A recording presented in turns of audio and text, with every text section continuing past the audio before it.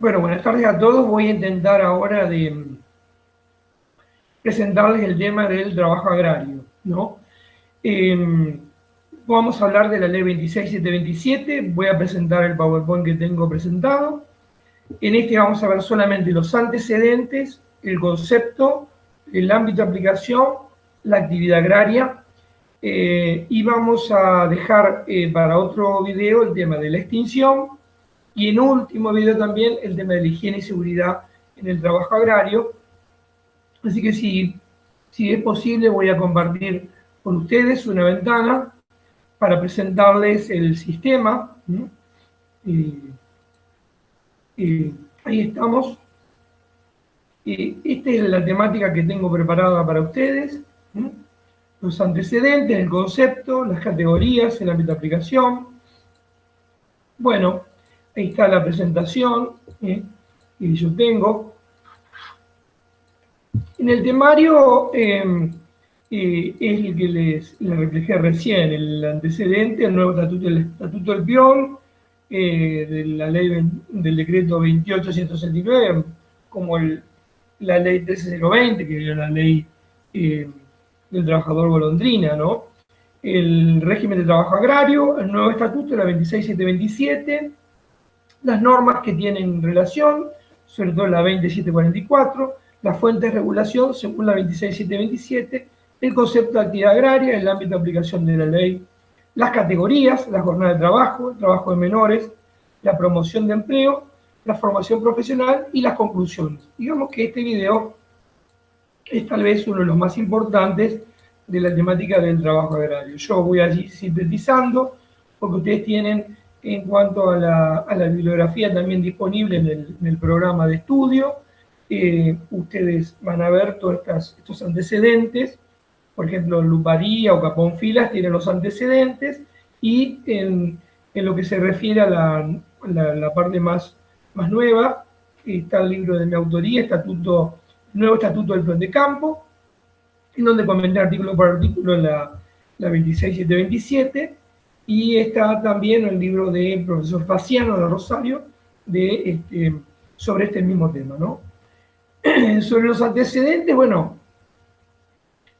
mucho tiempo se habló de que el régimen del Estatuto del Peón no contenía algunos principios y normas del derecho del trabajo, cuando en realidad contenía la estabilidad, contenía la asistencia médica, prohibía el trabajo de menores, en aquel momento de 12 años, ¿no? Hoy de 16 años, ¿no? Pero bueno, el sistema anterior tenía el régimen del Estatuto del Peón y la ley que reglamentaba el trabajo no permanente, que conocimos, la ley 22.248, que se denominaba como trabajador golondrina en el sistema de la 13.020. Estamos hablando de mediados del siglo pasado.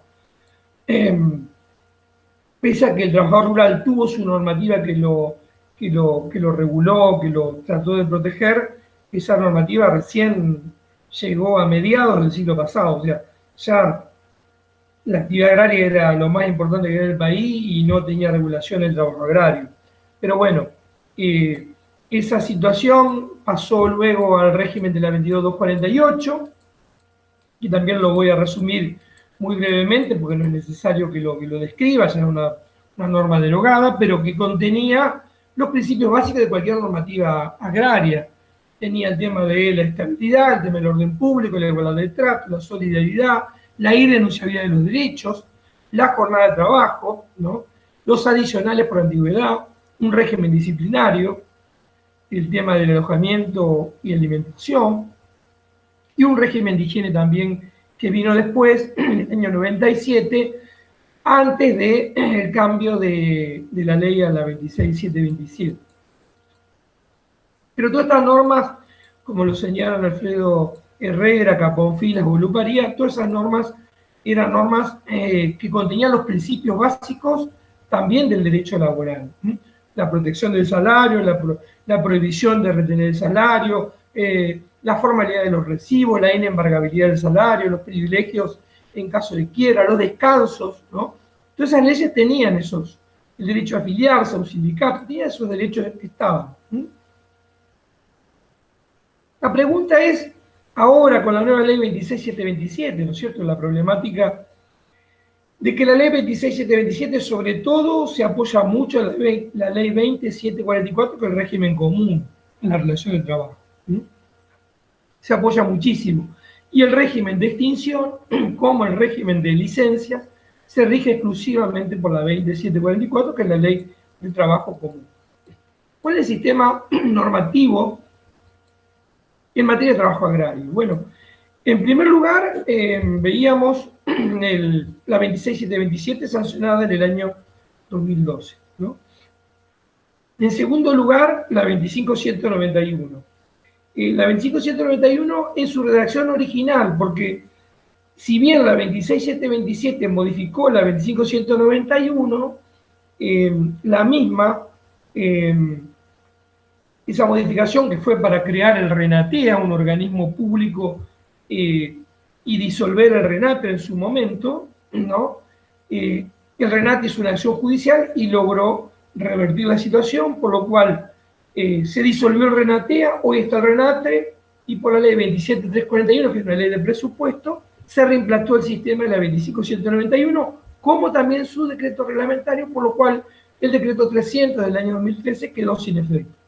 Sigue rigiendo la 26727 y el decreto 301, que derogó el 563, que era el que regía para la ley 22248. También rigen hoy, bueno, las resoluciones del RENATEA, del RENATRE, hay un error allí, creado por el nuevo sistema. ¿Cuál es la fuente de regulación? Bueno, este sistema nuevo del trabajo agrario, bueno, relativamente nuevo, ya lleva 8 años de vigencia, se rige por la misma ley, por las normas que se dictan, por la ley del trabajo común, la 20744, por los convenios de acuerdos colectivos, 14250, 23546, por las resoluciones de la Comisión Nacional de Trabajo Agrario y Comisión Nacional de Trabajo Rural. Por la voluntad de las partes también se rige, y por los usos y costumbres, finalmente. La actividad agraria, la 26727 genera un cambio en el concepto de actividad agraria y por lo tanto restringe cuáles son los trabajadores que se van a considerar como trabajadores agrarios o trabajadores rurales, ¿no? Dice, toda aquella dirigida a obtención de frutos o productos primarios a través de la realización de las pecuarias, agrícolas, forestales, hortícolas, avícolas, apícolas u otras semejantes, siempre que estos no hayan sido sometidos a ningún tipo de proceso industrial y en tanto se desarrollen en ámbitos rurales. Y además está, bueno, el concepto del artículo 11, ¿no?, que viene a conformar el tema del concepto. El artículo 6 habla del ámbito de aplicación, que se va a aplicar ese régimen donde no existiera un asentamiento edilicio intensivo, no hubiera manzanas, solares o lotes o divisiones, y donde no se desarrollen actividades industriales, comerciales, de servicios o administración pública. Se va a prescindir de la calificación que haga la comuna. En el concepto de trabajo agrario, hoy hay dos conceptos. Esto es insólito, pero bueno, hay dos conceptos en la ley 26727 y en la ley 25191. Cuando se dicta la 26727, nosotros criticamos que había mantenido un concepto parecido a la 25191 sin derogar aquella ley. Hoy volvió todo para atrás a raíz de la disolución del RENATEA y vuelve a estar el RENATRE, digamos, como organismo de aplicación. El contrato de trabajo agrario, según el artículo 12, habrá contrato de trabajo agrario, cualquiera sea su forma o denominación, siempre que una persona física se obligue a realizar actos, ejecutar obras, prestar servicios en el ámbito rural, mediante el pago de una remuneración en favor de otra y bajo su dependencia, persiguiera esta o no fines de lucro para la realización de tareas propias de la actividad agraria en cualquiera de sus especializaciones, tales como la agrícola, pecuaria, forestal, avícola, apícola, hortícola u otras semejantes, dice la ley, ¿no? Pero está el otro concepto de la 25191, implantada ahora, que es el concepto histórico del año 99, ¿no es cierto? Decía, a los efectos de esta ley, se ha considerado trabajador rural todo aquel trabajador que desempeña tareas agrarias relacionadas principal o accesoriamente con la actividad rural, en cualquiera de sus especializaciones, tales como la agrícola, frutícola, pecuaria, forestal, avícola o apícola, de acuerdo a lo establecido en el régimen nacional de trabajo agrario aprobado por la ley 22.248, incluyéndose los trabajadores comprendidos en la ley 23.808. Este concepto tiene el problema de que la última parte obviamente quedó modificada, pero como la 27.341 reimplantó la 25.191 de forma total, bueno, el legislador incurre en el error, pero tácitamente, obviamente, la 248 está derogada, no está derogada expresamente. Pero bueno, ustedes ven ambos conceptos, cómo surgen, digamos, algunas cuestiones que vamos a ver. Por un lado, el criterio mixto, ¿no es cierto? Porque por un lado, la tarea del trabajo rural se va a desarrollar fuera del ámbito urbano.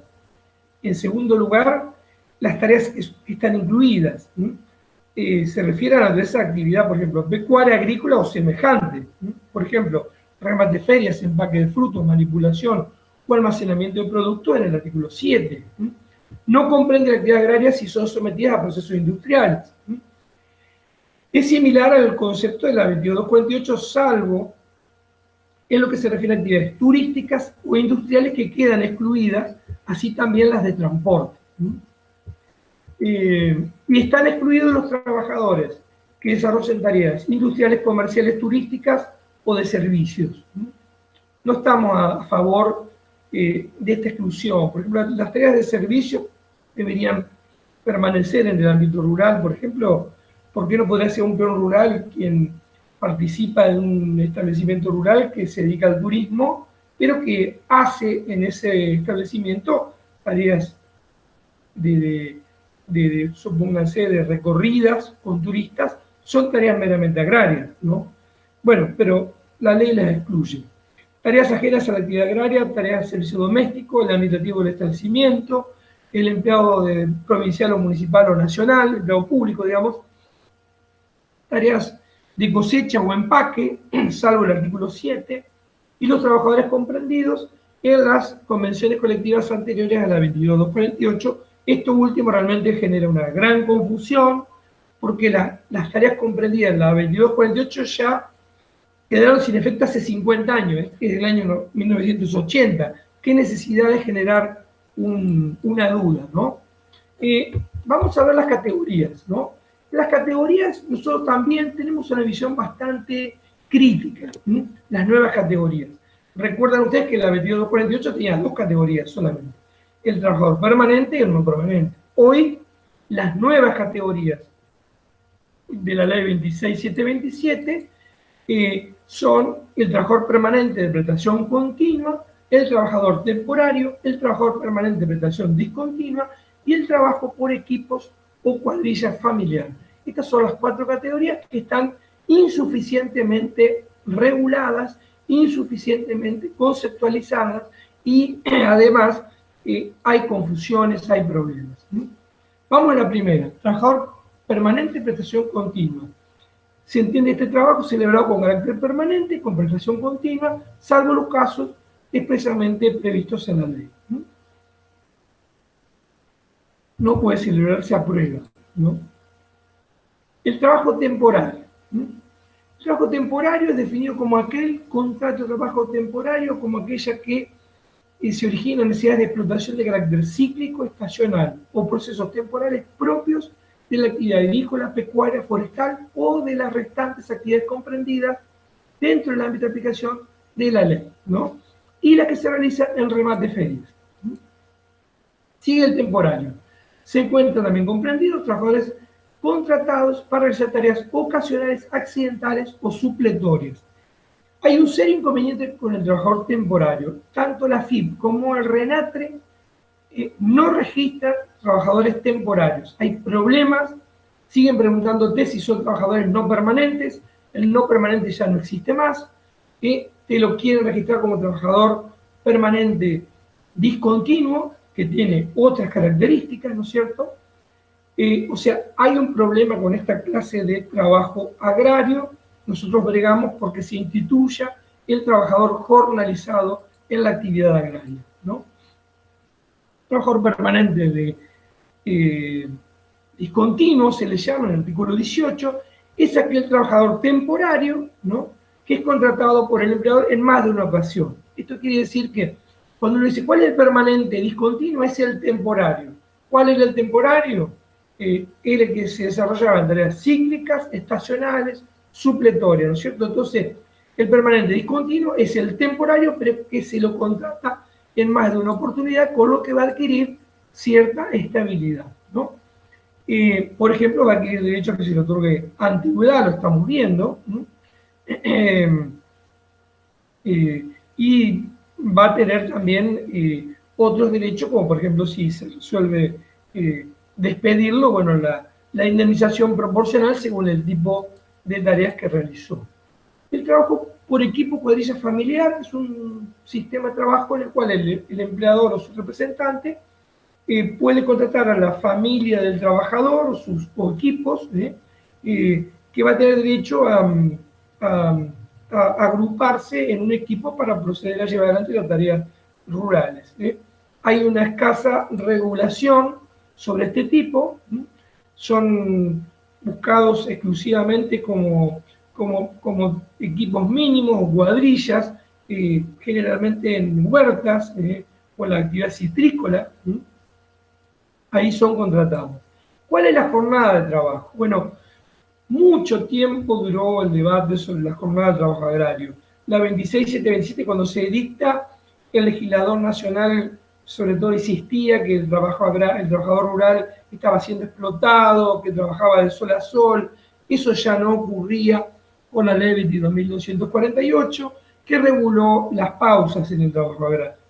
Una gran discusión se generó durante la ley 22.248, se dictó la resolución 21/2004, había una resolución número 71 también, que reglamentaba la temática, ¿no es cierto?, en el 2008, y en el artículo 40 de la ley vigente se establece la jornada de 8 horas diarias o 44 semanales, estableciendo lo que se llama hoy el sábado de inglés, o sea que el trabajador va a trabajar hasta las 13 horas del día sábado. Tiene derecho a horas extraordinarias, esto no estaba regulado antes, y por supuesto el descanso dominical y como también de los feriados, ¿no? El trabajo de menores, prohíbe el trabajo de menores de 16 años, se ayorna así a la ley 26/390, y ya estaba vigente con la 22.248. Omite aludir a la ley 26/061, que es la Convención de los Derechos del Niño, ¿no?, para evitar abusos, ¿sí? Habla del trabajo adolescente, de los 16 a los 18 años, y también a la necesidad de un certificado de aptitud física que tiene que lograrse en los servicios de salud, ¿no? Certificado de escolaridad, o sea, la persona menor, el menor no puede desarrollar la tarea rural si no cumple con la escolaridad obligatoria, ¿no? Y en las empresas de familia se le permite a un trabajador mayor de 14, menor de 16, a desarrollar una labor de 3 horas diarias. Nosotros hemos dicho, estamos en contra de esta regulación, porque el menor es muy chiquito para poder iniciar el trabajo, y en el campo es muy habitual que desarrollen tareas. Las tareas en el campo no son tareas comunes de escritorio, ni mucho menos, son tareas muy rudas, muy duras, y a veces el menor se cansa mucho y en vez de estar haciendo actividades físicas con sus amigos, en el deporte, por ahí en el estacionamiento rural se lo convoca para hacer tareas. Están prohibidas para los menores las tareas insalubres o peligrosas, ¿no es cierto?, como también el trabajo nocturno, ¿no? En caso de accidentes o enfermedades profesionales, si se constatara una causa, ¿no es cierto?, una violación, una actividad prohibida, por ejemplo, un menor que trabaja en forma nocturna, en infracción, y se accidenta, se presume la culpa o la omisión del empleador. Cita ahí la ley, por eso no lo pude cambiar, el 1072, hoy el artículo que rige es el 1724 y 1728 del nuevo Código Civil, ¿no? Los espacios de cuidado y contención es un artículo que no sé si va a tener aplicación. Lo hemos criticado bastante nosotros, porque si bien aparenta ser un beneficio, espacio de cuidado y contención para niños en el campo. O sea, la actividad rural se desarrolla en el campo, en un predio rural. Estamos hablando de distancias enormes entre un predio rural y un establecimiento educativo nomás, ¿no? Ni hablar entonces para un niño o niña menor de edad que se le genere un espacio de cuidado y contención, ¿no? Se le encomienda a las provincias y a las municipalidades este tipo de organización. No es una discriminación lo que yo pienso, yo lo que creo es que en el campo la madre y el padre se ocupan mucho de sus hijos. Yo digo, los hijos en el campo son la joya que tiene el padre y la madre, ¿no? Y muy difícilmente lo lleven a un lugar de contención, a una guardería, vamos a ponerle, como es habitual en la ciudad, ¿no? La promoción de empleo, servicios públicos, bueno, ahí también hay una normativa donde se establece que las autoridades pueden reglamentar esta tarea, un régimen de servicio público que va a estar dado por provincias o municipalidades para generar un espacio en donde pudieran llegar a contratarse trabajadores rurales y prestar un servicio de empleo. La idea un poco de la bolsa de trabajo, ¿no? Pero prestada de una forma específica. Sobre la capacitación, la 2248 ya contenía normas de capacitación, la nueva ley en el 72 y 73 permite, ¿no es cierto?, la capacitación del trabajador. Hoy las tecnologías generan la necesidad de capacitación. Se prevé la calificación profesional, hay que calificar al empleado una vez que concluye la actividad rural. Esto estamos con problemas. Yo no he visto que los empleadores califiquen a los empleados, pero está en la ley, es una previsión obligatoria, ¿no? Tiene que ponerse en marcha, no está establecido. Está establecido, pero no sé si se cumple, creo que no.